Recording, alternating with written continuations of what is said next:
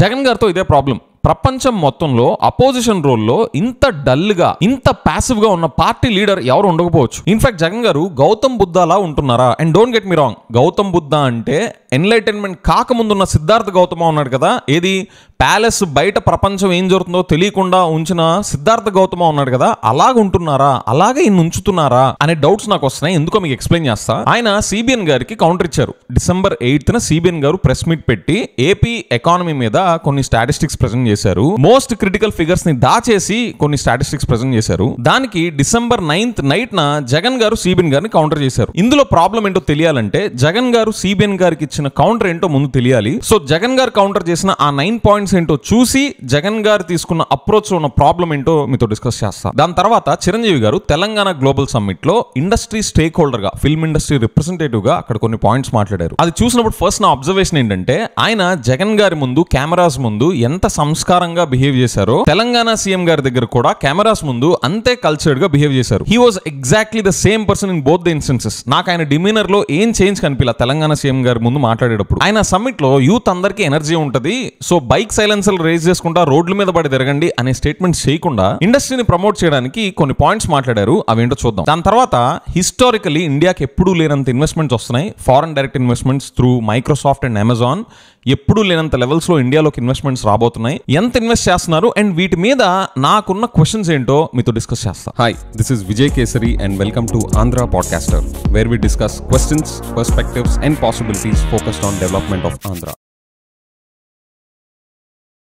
Now Jagan garu CBN గారికి ఇచ్చిన counter లో ఆయన మేజర్ గా హైలైట్ చేస్తున్న ఫస్ట్ పాయింట్, సిబిఎన్ గారు వేసిన టమ్కీకి మన స్టేట్ ఎకానమీ మీద కాగ్ రిపోర్ట్స్ చూపిస్తుంది ఏంటి, ఈ రెండింటికి డిఫరెన్స్ చూపిస్తా ఆయన నంబర్స్ ప్రెజెంట్ చేశారు. చూడండి, ఫస్ట్ ది మన సేల్స్ ట్యాక్స్ రెవెన్యూస్ పడిపోయాయి. ద గ్రోత్ ఇస్ అట్ -2.8%, అంటే పడిపోయాయి అనమాట. 2.8% తగ్గిపోయాయి compare to first half of last fiscal. And states own revenues grew only at 2.58% మాత్రమే. కానీ సిబిఎన్ గారు ప్రెస్ మీట్ లో వేసిన టమ్కీ మాత్రం అసలు వేరే లెవెల్లో ఉంది. సిబిఎన్ గారు లెక్కల ప్రకారం first half of last fiscal grew at 9.89%, first half of current fiscal grew at 10.91%, and ఈ రెండు పీరియడ్స్ లో కాగర్ తీసుకుంటే 10.4% పెరిగింది అకార్డింగ్ టు సిబిఎన్ గారి లెక్కలు. అంటే మన స్టేట్ ఓన్ రెవెన్యూస్ గ్రోత్ కనీసం 10% అయినా ఉండాలి. కానీ కాగ్ లెక్కల ప్రకారం 2.58% మాత్రమే ఉంది. నెక్స్ట్ ది మన స్టేట్ కు వస్తున్న ఎక్సైజ్ డ్యూటీ, లిక్కర్ సేల్స్ నుంచి స్టేట్ కు వస్తున్న ఎక్సైజ్ డ్యూటీ. మనం చూస్తున్నాంగా లిక్కర్ మ్యానుఫ్యాక్చరింగ్ యూనిట్లు ఎలా గుట్టలు గుట్టలుగా బయటపడుతున్నాయి.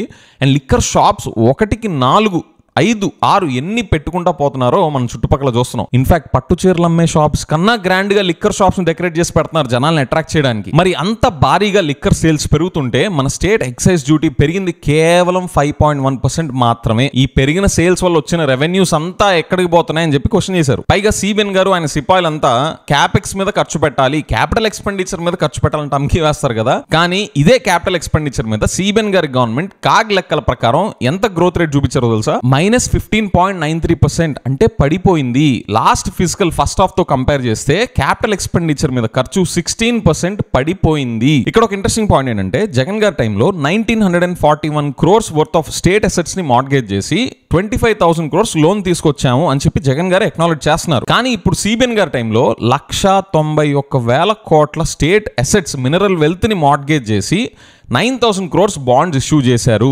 ఇదేంటి అని చెప్పి ఆయన క్వశ్చన్ చేశారు. ఇక్కడ నాకు క్వశ్చన్ ఏంటంటే 1941 crores worth of state assets కి 25,000 కోట్లు లోన్ ఎలా ఇచ్చారు? ఇప్పుడు మనకు ఒక 10 లక్షల విలువ చేసే ఒక బిల్డింగ్ ఉందనుకోండి, ఆ బిల్డింగ్ మనం మార్గేజ్ చేస్తే 5 లక్షలు, 6 లక్షలు, 8 లక్షలు ఇస్తారు. లేదా మహా అయితే థియరిటికల్ గా 10 లక్షలు ఇస్తారు, 10 లక్షలు బిల్డింగ్ వాల్యూ చూపిస్తే. కానీ 25 లక్షలు, 50 లక్షల కోటి రూపాయలు ఇవ్వరు కదా. మరి జగన్ గారి టైంలో 1941 crores స్టేట్ అసెట్స్ నే మార్గేజ్ చేస్తే అట్ మ్యాక్స్ థియరిటికల్ గా 1941 crores లోనే ఇవ్వాలి. కానీ 25,000 కోట్లు లోన్ ఎలా ఇచ్చారు?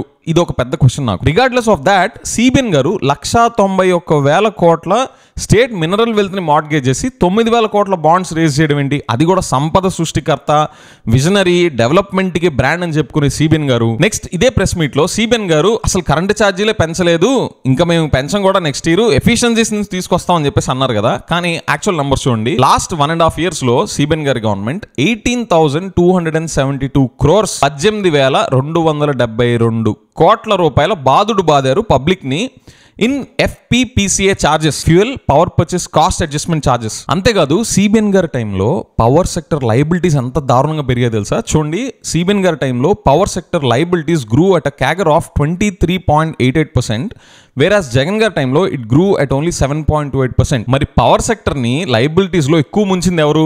జగన్ గారా, సిబిఎన్ గారా? అండ్ ఇంకా సిబిఎన్ గారు ఏం చెప్పుకుంటారు? 2014 to 19 బ్రహ్మాండమైన డెవలప్మెంట్ జరిగిందని చెప్పుకుంటారు కదా, కానీ డేటా చూడండి, మన నేషనల్ జీడిపిలో ఆంధ్రప్రదేశ్ నుంచి కాంట్రిబ్యూట్ అయింది ఎంత తెలుసా? 2014 to 19 కేవలం 4.45% మాత్రమే. కానీ జగన్ గారి టైంలో కోవిడ్ ని పెట్టుకొని కూడా నేషనల్ జీడిపిలో మన స్టేట్ జీడిపి కాంట్రిబ్యూషన్ పెరిగింది. చూడండి, 4.78% బిట్వీన్ 2019 to 24. అంతేకాదు మీరు క్లోజ్ గమనించండి, ఫస్ట్ ఇయర్ తప్ప 2019-20 వచ్చిన ఫస్ట్ ఇయర్ తప్ప ప్రతి ఇయర్ లో నేషనల్ జీడిపిలో సిబిఎన్ గారి టైం కన్నా జగన్ గారి టైంలో ప్రతి ఇయర్ నేషనల్ జీడిపిలో మన కాంట్రిబ్యూషన్ పెరుగుతూనే ఉంది. యాక్చువల్ నెంబర్స్ ఇలా ఉంటే సిబిఎన్ గారి టైం కి చూడండి ఎలా ఉందో. Even more another data point, per capital income లో సిబిఎన్ గారు విజనరీ డెవలప్మెంట్ అది అంటారు కదా, అంటే తలసరి ఆదాయంలో మన కంట్రీలోనే టాప్ కి వెళ్ళిపోయి ఉండాలి. కానీ 2013-14 టైంలో మనం ఇండియా మొత్తంలో పర్ క్యాపిటల్ ఇన్కమ్ కి వచ్చేసరికి 18th ర్యాంక్ లో ఉంటే, ఆయన పవర్ లోకి దిగిపోయే టైంకి 2018-19 కి సేమ్ అదే 18th ర్యాంక్ లో ఉన్నాం. కానీ జగన్ గారు దిగిపోయే టైంకి మనం కంట్రీలో 15th ర్యాంక్ కి పెరిగాం. See, this view is very interesting because it will give a comparative picture on the development taking place in AP compared to other states in India during these two periods. This shows CBN గారు in a very poor light. In fact, చూసాక CBN గారికి ఇండియాలో ఎక్కడికి వెళ్ళినా తలెత్తుకొని తిరిగే position ఉండదు as a chief minister or as an ex chief minister. ఎందుకంటే ఎవరు ఇండియాలో కూడా ఈయనలాగా నేను విజనరీ అని, నేను డెవలప్మెంట్ కి బ్రాండ్ అని చెప్పుకొని ఇలాంటి పూర్ పర్ఫార్మెన్స్ ఇచ్చిన ట్రాక్ రికార్డ్ ఏ చీఫ్ మినిస్టర్ లేదు. కాబట్టి ఇంత టమ్కి సిబిఎన్ గారు మాత్రమే చేసుకున్నారు. కాబట్టి ఆయనకు అసలు ఇండియాలోకి ఎక్కడికి వెళ్ళినా తలెత్తుకునే నంబర్స్ కావు ఇవి. కానీ మన స్టేట్ లో మాత్రమే ఇవి పక్కన పడేసి వేరే విషయాలను చూసే జనాభా ఇక్కడ ఉంటారు. కాబట్టి ఇక్కడ ఈ టమ్కి నడిచిపోతుంది. చూడండి, మిజోరం కన్నా పూర్ పర్ఫార్మెన్స్ ఉంది సిబిఎన్ గారు దాని టైంలో. ఆల్రైట్, ఇవి జగన్ గారు సిబిఎన్ గారిని కౌంటర్ చేసిన పాయింట్స్. కాగ్ రిపోర్ట్స్ పెట్టుకొని, కాకి లెక్కలతో కాకుండా కాగ్ రిపోర్ట్స్ పెట్టుకొని సిబిఎన్ గారిని ఎలా కౌంటర్ చేశారో ఇవి చూసాం. ఆయన రేజ్ చేసిన పాయింట్స్ లో నాకున్న ఓపెన్ క్వశ్చన్స్ ఏంటో కూడా నేను డిస్కస్ చేశాను. ఇక్కడ నాకు నచ్చని విషయం ఏంటంటే, జగన్ గారిలో నేను రిపీటెడ్ గా గమనించే విషయం ఏంటంటే, ఒక పక్కన సిబిఎన్ గారు ఇలాంటి ఫేక్ న్యూస్ ప్రాపగాండాస్ ని ప్రెస్ మీట్స్ పెట్టి ఆయనే ఒక గంటన్నర in the capacity of chief minister అంత టైం పెట్టి మరీ చలామణి చేస్తుంటే, జగన్ గారు ఇవన్నీ ఎలా కౌంటర్ చేశారో తెలుసా? ట్వీట్స్ పెట్టి కౌంటర్ చేశారు. జగన్ గారు, do you think this is sufficient? Do you think your efforts to rebut CBN గారు fake propagandas is sufficient? Sir, మిమ్మల్ని నేను ఒక స్ట్రైట్ క్వశ్చన్ అడుగుతున్నాను. జగన్ గారు, సిబిఎన్ గారికి కూడా ఎక్స్ లో అకౌంట్ ఉంది మీలాగే. ఆయన ఎందుకు మరి ప్రెస్ మీట్ పెట్టి అంతసేపు తీసుకొని ఎక్స్ప్లెయిన్ చేశారు? మీలాగా ఎక్స్ లో ట్వీట్స్ పెట్టి అందులో రాసి పోస్ట్ చేస్తే సరిపోద్ది కదా. ఎందుకని సిబిఎన్ గారు ఎక్స్ అకౌంట్ ఉంచుకొని కూడా ప్రెస్ మీట్ పెట్టి ఎందుకు డిస్కస్ చేశారు? ఇవన్నీ ఫేక్ ప్రాపగాండాస్ క్రియేట్ చేసే ఆయనే ప్రెస్ మీట్ పెట్టి మరీ చెప్తుంటే ఇలాంటి విషయాలు, దాన్ని కౌంటర్ చేయడానికి, కాగ్ రిపోర్ట్స్ లో ఉన్న నిజాలను జనాల్లోకి తీసుకెళ్లడానికి మీరు చెప్పేవి ఇంకా ఎంత ఎఫెక్టివ్ ఉండాలి. కానీ మీరు ఏం చేస్తున్నారు సార్? ట్వీట్సా? మీరు నిజంగా మీరు చెప్పేవి జనాల్లోకి వెళ్ళాలని చెప్తున్నారా, లేదా అటెండెన్స్ చేయించుకోవడానికి చెప్తున్నారా? అంటే ఇప్పుడు జనాల్లో క్వశ్చన్ వస్తుంది, సిబిఎన్ గారు అంతసేపు ప్రెస్ మీట్ పెట్టి కొన్ని పాయింట్స్ చెప్పారు, దాన్ని జగన్ గారు యాజ్ అన్ అపోజిషన్ పార్టీ ఆయన దానికి కౌంటర్ ఇచ్చారా, రెస్పాండ్ అయ్యారా, ఎక్కడా లేదే అనుకునే టైంకి లేదు ట్వీట్ ఒకటి చేశారు అని అనిపించుకోవడానికి కనపడనట్టుగా, వినిపించినట్టుగా ఈ ట్వీట్స్ ఏంటి సార్ జగన్ గారు? మీరు కూడా కొంపతీసి పవన్ కళ్యాణ్ గారు లాగా ఎలక్షన్స్ ముందు ఒక 3-4 నెలల ముందు వచ్చి జనాల్లో తిరిగితే సరిపోద్ది అని అనుకుంటున్నారా? 2024 ఎలక్షన్స్ నుంచి ఇదేమైనా నేర్చుకున్నారా సార్ మీరు? లేదా ఇప్పుడు జనాలు ఏమి గుర్తుపెట్టుకోరు, నేను లాస్ట్ లో పాదయాత్ర అని చెప్పి ఒక రౌండ్ అప్ చేసేస్తాను అది సరిపోతుందిలే అని అనుకుంటున్నారా? ఏమో, మీరు అనుకునేదే నిజం వచ్చేమోలేండి. Who am I to foretell? నాకేమన్నా జాతకాలు చెప్పడం వచ్చాయి ఏంటిలేండి. బట్ నా దృష్టిలో మాత్రం మీరు as an opposition voice you are putting up a very very weak fight sir. ప్రపంచంలో ఇంత వీక్ గా అపోజిషన్ లో ఉంటా ఫైట్ చేసే పార్టీ గానీ లీడర్ గానీ ఎవరు ఉండరు అనేలాగా ఉంది సార్ మీ అప్రోచ్.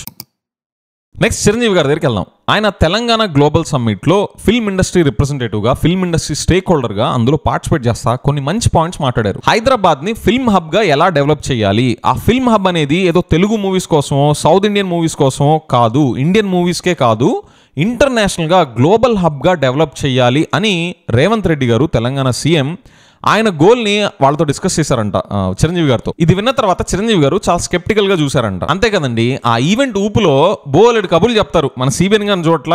ఆయనకి ఏ ఈవెంట్ జరిగితే ఆ ఈవెంట్ కి ఒక సిటీ పేరు పెట్టేసి డ్రోన్ సిటీ అంటారు, ఏఐ సిటీ అంటారు. ఇప్పుడు అమరావతికి ఎన్ని పేర్లు లేవు? ఏఐ సిటీ అంటారు, డ్రోన్ సిటీ అంటారు, ఏఐ హబ్ అంటారు, డేటా హబ్ అంటారు, ఐటీ హబ్ అంటారు. వాటి గురించి డీటెయిల్స్ చెప్పడం అంటే ఏముండదు, ఎందుకంటే ఎగ్జిక్యూషన్కి వచ్చేసరికి సిబిఎన్ గారు యాక్చువల్ పర్ఫార్మెన్స్ మనకు తెలుసు. So I totally agree with Chiranjeevi గారు skeptical view when it is coming from politicians. కానీ ఇక్కడ బ్యూటిఫుల్ థింగ్ ఏంటంటే రేవంత్ రెడ్డి గారు మన ఆంధ్రాలో సిబిఎన్ గారు లాగా కాకుండా ఆయన ఆ విజన్ స్టేట్మెంట్ చెప్పిన తర్వాత ఇలాగ గ్లోబల్ సమ్మిట్ లో ఫిల్మ్ ఇండస్ట్రీ నుంచి కూడా పార్టిసిపెంట్స్ అందులో ఇన్వాల్వ్ చేస్తా, వాళ్ళని కూడా స్టేక్ హోల్డర్స్ గా చేస్తా, ఫిల్మ్ ఇండస్ట్రీని కూడా ఎలా ప్రమోట్ చేయాలి అనే డిస్కషన్స్ ఇలాంటి ఈవెంట్స్ లెవెల్లో జరపడం అనేది it's a very good thing. Maybe దాని వెనక రీజన్ అక్కడ రియల్ ఎస్టేట్ ప్రైస్లు ఇంకా పెరగడానికి, గ్లోబల్ గా సెలబ్రిటీస్ వస్తే ఇంకా పెరుగుతుంది అన్న ఇంటెన్షన్ నాకు తెలియదు. బట్ మొత్తానికి అయితే ఫిల్మ్ ఇండస్ట్రీని ప్రమోట్ చేస్తా వాళ్ళని అక్కడ పార్టిసిపెంట్స్ గా చేశారు ఈ గ్లోబల్ సమ్మిట్ లో. కానీ మన ఆంధ్రప్రదేశ్ లో జరిగిన గ్లోబల్ సమ్మిట్ లో ఎక్కడ ఫిల్మ్ ఇండస్ట్రీ ప్రెసెన్స్ లేదు, ఇప్పుడు లేదు, జగన్ గారి టైంలోనూ లేదు. సో తెలంగాణ గవర్నమెంట్ సైడ్ నుంచి ఈ డ్రైవ్ ని చూసి చిరంజీవి గారు కానీ తెలుగు ఫిల్మ్ ఇండస్ట్రీలో ఎవరు కూడా ఏమి యాక్షన్ ఐటమ్స్ తీసుకోబోతున్నారని ఎక్కడ చెప్పలేదు. కానీ చిరంజీవి గారి స్పీచ్ లో తెలంగాణ గవర్నమెంట్ నుండి ఎలాంటి హెల్ప్ కావాలి, వాళ్ళు ఏం కోరుకుంటున్నారో అది మాత్రం క్లియర్ గా చెప్పారు. స్కిల్ డెవలప్మెంట్ సంబంధించి డిఫరెంట్ టెక్నీషియన్స్, డిఫరెంట్ డిపార్ట్మెంట్ సంబంధించి ఎలాంటి స్కిల్ డెవలప్మెంట్ సపోర్ట్ కావాలని చెప్పేసి ఆయన స్పీచ్ లో చెప్పారు. కానీ ఇక్కడ బ్యూటిఫుల్ థింగ్ ఏంటంటే బాలీవుడ్ నుండి అజయ్ దేవగన్ గారు కానీ, సల్మాన్ ఖాన్ గారు కానీ వాళ్ళు ముందుకు వచ్చారంట. మేము ఫ్యూచరిస్టిక్ స్టూడియోస్ పెట్టాలని, స్మార్ట్ స్టూడియోస్ పెట్టాలని వాళ్ళు ఇంట్రెస్టెడ్ గా ఉన్నారు అని చెప్పి వాళ్ళు ముందుకు వచ్చారంట. See there is a clear action item coming from Bollywood. So Telangana government side నుండి మాత్రం హైదరాబాద్ ని గ్లోబల్ ఫిల్మ్ హబ్ గా ఎలా ప్రమోట్ చేయాలి అనడానికి ఎఫర్ట్ సీరియస్ గా కనిపిస్తుంది. ఇది చూసి మన ఏపీలో అరే ఇక్కడ ఫిల్మ్ ఇండస్ట్రీని డెవలప్ చేయడానికి కూడా, ఇక్కడ ఫిల్మ్ ఇండస్ట్రీని ప్రమోట్ చేయడానికి కూడా ఏమైనా చేస్తే బాగుండు కదా, ఏంటి ఏమి చేయట్లేదు అని అనుకోవచ్చు. నేనైతే అనుకుంటున్నాను. సో సీఎం గా సిబిఎన్ గారు ఫెయిల్ అయినా కూడా, చీఫ్ మినిస్టర్ గా సిబిఎన్ గారు ఫిల్మ్ ఇండస్ట్రీని ఆంధ్రాలో ప్రమోట్ చేయడంలో ఫెయిల్ అయినా కూడా, పవన్ కళ్యాణ్ గారు డిప్యూటీ చీఫ్ మినిస్టర్గా ఉన్న స్టేట్లో ఫిల్మ్ ఇండస్ట్రీని ప్రమోట్ చేయడంలో ఫెయిల్ అయినా కూడా, ఏది మళ్ళీ టికెట్ రేట్స్ పెంచుకోవడానికి చాలా ఫాస్ట్గా రెస్పాండ్ అయ్యే ఆంధ్రప్రదేశ్లో ఫిల్మ్ ఇండస్ట్రీని ప్రమోట్ చేయడంలో ఫెయిల్ అయినా కూడా ఇక్కడ జనాలు ఎవరు డిసప్పాయింట్ అవ్వకండి. మన దగ్గర ఉన్న ఫిల్మ్ మేకర్స్ కానీ, డైరెక్టర్స్ కానీ, రైటర్స్ కానీ, whosoever are interested in filmmaking, మన స్టేట్ లో ఉన్న గవర్నమెంట్ పర్ఫార్మెన్స్ చూసి డిసప్పాయింట్ అవ్వకండి. Because this filmmaking is no more controlled only by the big studios. Of course they have their own advantages, they bring their own set of capabilities with all due respect. కానీ movie making, filmmaking అనేది studios దగ్గరే ఇదివరకు లాగా centre అయి లేదు. ఈ జమానాలో, social media జమానాలో film making కానీ, editing కానీ, you name a craft that is no more centered only at big studios. Film making and editing అనేది పెద్ద కెమెరాస్ అండ్ పెద్ద స్టూడియోస్ నుండి మన మొబైల్స్ అండ్ ల్యాప్టాప్స్ లోకి వచ్చేసి బోలెడ్ ఇయర్స్ అయింది. రైటింగ్ స్కిల్ డెవలప్ అవ్వాలన్నా, ఎడిటింగ్ స్కిల్ డెవలప్ అవ్వాలన్నా మనకు ఒక స్కిల్ డెవలప్మెంట్ సెంటర్ ఉండాలి, అది పెట్టాలంటే గవర్నమెంటే రావాలి అన్న రోజుల్లా కాదు. ఇప్పుడు యూట్యూబ్ ఉంది, అందులో బోలెడ్ ట్యూటోరియల్స్ ఉన్నాయి. There are people who worked in Hollywood who are sharing their best practices with us for free on YouTube. So let's make best use of them, and someday hopefully a chief minister will come who will be serious about promoting film industry in Andhra Pradesh. In fact, నా observation ఏంటంటే both CBN గారు and Jagan గారు, both of them are not serious about developing film industry in Andhra Pradesh. మీరే ఉంటారు. Next, historically ఎప్పుడూ లేనంత size of investments మన ఇండియాలోకి వస్తున్నాయి, foreign direct investments through Microsoft and Amazon. వాళ్ళు ఎంత ఇన్వెస్ట్ చేస్తున్నారు అండ్ వీటి మీద నాకున్న క్వశ్చన్స్ ఏంటో మీతో ఎప్పుడు డిస్కస్ చేస్తాను. See, Amazon is investing $35 billion and Microsoft is investing $17.5 billion in India by 2030. On paper ఇవి పెద్ద నంబర్స్, ఇవేమి కూడా ఆషామాషి కంపెనీస్ కాదు. ఎన్నో దేశాలు క్యూ కడతాయి వీళ్ళు ఇన్వెస్ట్మెంట్స్ కోసం. These companies think in long term means not in 2 to 5 years, they think in terms of 20, 30, 40, 50 years. So if they invest, they'll ensure that they follow it through till the end. So there are no doubts, to me at least, neither about their investment potential nor their investment size. Kani I have my doubts on the type of investments. Meeru gamanistunara, global ga developed countries lo, US, European countries lo data centers ki వ్యతిరేకంగా బోలెడన్ని civil societies and బోలెడంతమంది citizens వాళ్ళ concerns ని voice out చేస్తున్నారు. Google data centre కూడా ఎప్పుడైతే వాళ్ళు ఇండియాలో పెడుతున్నారు అని చెప్పన్నారో, సోషల్ మీడియాలో చాలా మంది ఎడ్యుకేటెడ్ పీపుల్ వాళ్ళ కన్సర్న్స్ రేజ్ చేశారు. డేటా సెంటర్ గజల్ చేసే వాటర్ గానీ, వాటి వల్ల ఎన్విరాన్మెంటల్ కన్సర్న్స్ పాయింట్ ఆఫ్ వ్యూలో చాలా మంది ఎడ్యుకేటెడ్ పీపుల్ ఎస్పెషల్లీ సోషల్ మీడియాలో దే రైజ్ దేర్ కన్సర్న్స్. కానీ దాని నుంచి నేర్చుకున్నారేమో తెలీదు. ఇప్పుడు మైక్రోసాఫ్ట్ చేస్తున్న ఇన్వెస్ట్మెంట్స్ మీద కానీ, అమెజాన్ చేస్తున్న ఇన్వెస్ట్మెంట్స్ మీద కానీ, వాటి ఇన్వెస్ట్మెంట్ సైజ్ ని హైలైట్ చేస్తున్నారు కానీ వాళ్ళు దేని మీద ఇన్వెస్ట్ చేయబోతున్నారు అని అంతగా హైలైట్ చేయట్లేదు. Look at their wordings. చూడండి, tech giants Amazon and Microsoft have announced a combined $52 billion investment plan for India over the coming years. Amazon said on Wednesday it was pumping in $35 billion into India by 2030 to advance AI-driven digitization, export growth, and job creation a day after Microsoft committed $17.5 billion to strengthen the country's AI ecosystem. చూడండి, AI data center అనేది AI driven digitisation లోకి comfortable గా వెళ్ళి కూర్చుంటది. AI ecosystem లో కూడా data centre వెళ్ళి comfortable గా వెళ్ళి కూర్చుంటది. So instead of bringing up data centre which could create a furore in public domain, they are smartly packaging it under AI driven digitization, AI ecosystem. చూడండి, India which is an emerging AI and cloud infrastructure hub has witnessed a surge of global tech investments recently. In October, Google announced a $15 billion investment to build an AI data hub, data center anla, data hub. And earlier this week, Intel announced a collaboration with Mumbai-based Tata Electronics as its first major consumer in the latest $14 billion semiconductor manufacturing plans. Amazon's $35 billion will build on the $40 billion already invested in India, establishing the company as the largest foreign investor in India. The company said in a statement, a key component of it will go into local cloud and AI infrastructure. ఎక్కడన్నా data centre అన్న word వస్తుందేమో గమనించండి. Microsoft's fresh commitment follows a $3 billion investment announced by the company earlier this year. It includes a new hyperscale cloud region, a cluster of data centers in the southern India's Hyderabad city, set to go live in mid-2026, the company said in a statement. చూడండి, a cluster of data centers ని hyperscale cloud region అంటున్నారు. India is becoming an easy market to dump data centers ఏమో కదా. See how all these data centers are getting packaged into different beautiful words. See, నేను ఎక్కడ మనం data centres పెట్టద్దు అని నేను చెప్పట్లా. మనం ఒక సావరిన్ కంట్రీగా మన డేటా మీద మన సావరినిటీ ఉండేలాగా మనం డేటా సెంటర్స్ పెట్టుకోవాలి, అందులో నో డౌట్. కానీ ఫారెన్ కంట్రీస్ వాళ్ళకి చీపో వద్దు అనుకున్న డేటా సెంటర్స్ అన్ని మన ఇండియాలో డంప్ చేస్తున్నారా అన్న క్వశ్చన్ నాకు ఎరేజ్ అవుతుంది. Especially when their citizens in their country are kicking out these data centres out of their localities. So నేనైతే ఈ కంపెనీస్ అన్ని ఇన్ని బిలియన్స్ ఆఫ్ డాలర్స్ తీసుకొచ్చి AI ఇన్ఫ్రాస్ట్రక్చర్ లోకి, హైపర్ స్కేల్ క్లౌడ్ రీజన్ అని కానీ వీటన్నిటిలోకి చెప్తా పెట్టడం, అది గుడ్ న్యూస్ గా చూడాలో బ్యాడ్ న్యూస్ గా చూడాలో నేను ఇంకా డిసైడ్ చేసుకోలేని సిచ్యువేషన్ లో ఉన్నా. మీకు ఏమనిపిస్తుందో చెప్పండి. అండ్ తెలంగాణ గవర్నమెంట్ హైదరాబాద్ ని గ్లోబల్ ఫిల్మ్ హబ్ గా ప్రమోట్ చేయడానికి చేస్తున్న ఎఫర్ట్స్ ని మీరు అప్రిషియేట్ చేస్తున్నారా? అండ్ జగన్ గారు సిబిఎన్ గారిని ట్వీట్స్ పెట్టి కౌంటర్ చేయడాన్ని మీరు నాలాగే సపోర్ట్ చేయట్లేదా? జగన్ గారు యాజ్ అన్ అపోజిషన్ వాయిస్ ఇంకా సీరియస్ గా, ఇంకా యాక్టివ్ గా ఆయన అటాక్ ని పుటప్ చేయాలి అని మీరు నాలాగే అనుకుంటే కామెంట్స్ లో నో ట్వీట్స్ అని టైప్ చేయండి. అండ్ యూట్యూబ్ లో Andhra podcaster channel membership join అయిన ప్రతి ఒక్కరికి my heartfelt thanks. With that I will see you in the next episode. Bye by.